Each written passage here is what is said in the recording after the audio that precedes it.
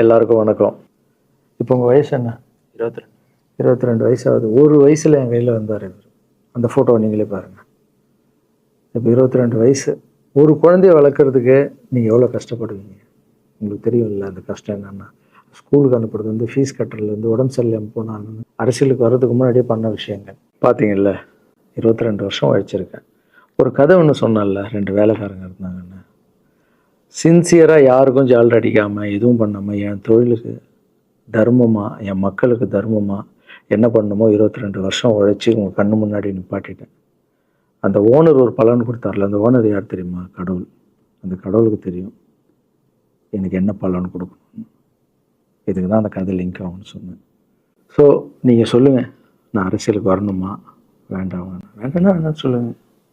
வாப்பா, வாடாகண்ணா, வா நண்பா, வாங்கண்ணா அப்படின்னு சொல்லுங்கள்.